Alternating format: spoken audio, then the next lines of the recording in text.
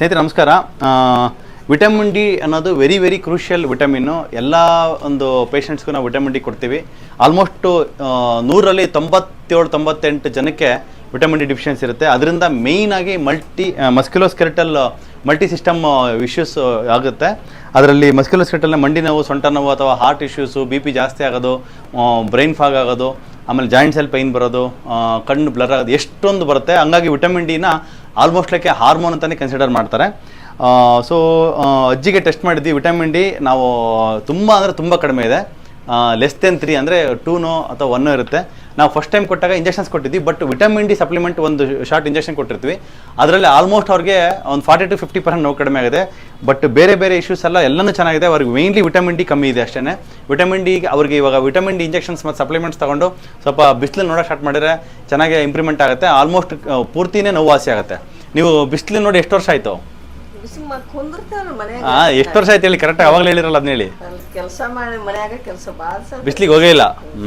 ಸ್ನೇಹಿತರೆ, ಎಷ್ಟೇ ಬ್ಯುಸಿ ಇದ್ರೂ ದಿನಕ್ಕೆ ಒಂದು ಅರ್ಧ ಗಂಟೆ ಬಿಸಿಲಿಗೆ ಹೋಗಲೇಬೇಕು ಮನುಷ್ಯ. ಯಾಕಂದರೆ ಇದಕ್ಕೆ ಸೈಕಲ್ ಅದು. ಹೆಂಗಂದರೆ ಎನರ್ಜಿ, ಸೂರ್ಯ ಭಗವಾನ್ನ ನಾವು ಮಿಸ್ ಮಾಡೋಕ್ಕಾಗಲ್ಲ.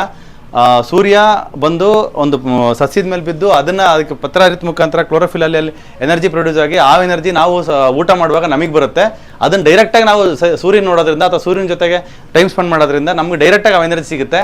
ಅದರಿಂದ ನಮ್ಮ ದೇಹದಲ್ಲಿರ್ತಕ್ಕಂಥ ಎಲ್ಲ ಮೈಟೊಕಾಂಡ್ರಿಯಲ್ ಆಕ್ಟಿವಿಟಿನೂ ಆಕ್ಟಿವೇಟ್ ಆಗುತ್ತೆ. ದೆನ್ ನಮ್ಮ ದೇಹದಲ್ಲಿ ಎಷ್ಟೊಂದು ವಿಟಮಿನ್ಸು, ಒಂದು 1000 ಬಯೋಕೆಮಿಕಲ್ ರಿಯಾಕ್ಷನ್ಸ್ ನಮ್ಮ ಬಾಡಿನಲ್ಲಿ ಆಕ್ಟಿವೇಟ್ ಆಗುತ್ತೆ just because of sunlight, not just vitamin D. ಅದಕ್ಕೋಸ್ಕರ ನಾನು ನಿಮಗೆ ರಿಕ್ವೆಸ್ಟ್ ಮಾಡೋದು, ನೀವು ಎಷ್ಟೇ ಬಿಸಿ ಇದ್ರಿ, ಅಟ್ಲೀಸ್ಟ್ ನೀವು ಬೈಕ್ ಓಡಿಸ್ಕೊಂಡು ಹೋಗ್ತಿರ್ಬೇಕಾದ್ರೆ ಶರ್ಟ್ ಮೇಲೆ ಇಟ್ಕೊಂಡ್ಬಿಟ್ಟು ಸನ್ಲೈಟ್ನ ಬಿಡಿಸ್ಕೊಳ್ಳಿ. ನೀವು ಕಾರಲ್ಲಿ ಹೋಗ್ತಾ ಇದ್ರೆ ಸ್ವಲ್ಪ ವಿಂಡೋಸ್ ಇಳಿಸ್ಬಿಟ್ಟು ಕೈ ಹೊರಗಡೆ ಇಟ್ಟು ಸನ್ಲೈಟ್ ಆದರೂ ತಗೊಳ್ಳಿ. ಒಂದು ಅರ್ಧ ಗಂಟೆ ಸನ್ಲೈಟ್ ನೀವು ಎಕ್ಸ್ಪೋಸ್ ಆಗಲೇಬೇಕು. ಯಂಗ್ಸ್ಟರ್ಸ್ ಆಗ್ಬೋದು, ವಯಸ್ಸಾಗಿರ್ಬೋದು. ಯಾಕಂದರೆ ನಿಮ್ಮ ದೇಹದಲ್ಲಿ ಏನಾದರೂ ಒಂದು ಪ್ರಾಬ್ಲಮ್ ಆಗ್ತಿದೆ ಅಂದರೆ ಬಂದು ವೆರಿ ಕಾಮನ್ ಕಾಸ್ ಬಂದು ವೈಟಮಿನ್ ಡಿ ಡಿಫಿಷಿಯನ್ಸಿ. ಅದು ಬರ್ತಾ ಯಾವ ಲೆವೆಲ್ಗೆ ಹೋಗಿದೆ ಅಂದರೆ very significant level, less than 3 ಹೋಗಿದೆ. ಸೊ ಇವಾಗ ಇಂಜೆಕ್ಷನ್ಸು ಸಪ್ಲಿಮೆಂಟ್ಸ್ ಕೊಡೋದ್ರ ಮುಖಾಂತರ ನಾರ್ಮಲ್ ಮಾಡ್ತೀವಿ. ಫ್ಯೂಚರಲ್ಲಿ ಅದು ಹಂಗೆ ಕಂಟಿನ್ಯೂ ಆಗೋದಕ್ಕೆ, ವಿಟಮಿನ್ ಡಿ ಕಂಟಿನ್ಯೂ ಆಗೋದಕ್ಕೆ ಸನ್ಲೈಟಲ್ಲಿ ಹೋಗಬೇಕು. ಹೆಲ್ತಿ ಆಗಿರ್ತಕ್ಕಂಥ ಫ್ಯಾಟ್ ಫುಡ್ನ ತಗೋಬೇಕಲ್ಲ, ಕೋಕೋನಟ್ ಆಯಿಲು, ತುಪ್ಪ ಮತ್ತು ಎಳ್ಳೆಣ್ಣೆ, ಈ ಥರದ್ದು ತಗೋಬೇಕು. ಇನ್ನೂ best way of vitamin D improvement ಅಂದರೆ ಕೈಗೆ ಮತ್ತು ಕಾಲಿಗೆ ವಿಟಮಿನ್ ಡಿ ಎಳ್ಳೆಣ್ಣೆ ಹಚ್ಕೊಂಡ್ಬಿಟ್ಟು ಸನ್ಲೈಟ್ಗೆ ಎಕ್ಸ್ಪೋಸ್ ಮಾಡಿದ್ರೆ ಸ್ಕಿನ್ನಲ್ಲಿ ಇನ್ನೂ ಚೆನ್ನಾಗಿ ಪ್ರೊಡ್ಯೂಸ್ ಆಗಿ ಸ್ಟಾರ್ಟ್ ಆಗುತ್ತೆ. ಸೊ ಈ ಥರ ಮೆಥಡ್ನ ಫಾಲೋ ಮಾಡಿ ವಿಟಮಿನ್ ಡಿ ಡಿಫಿಷಿಯನ್ಸಿಯಿಂದ ನೋವುಗಳಿಂದ ಹೊರಗೆ ಬನ್ನಿ ಅಂತ ನಾನು ನಿಮ್ಮಲ್ಲಿ ಕೇಳ್ಕೊಡ್ತೀನಿ ಸ್ನೇಹಿತರೆ. Thank you.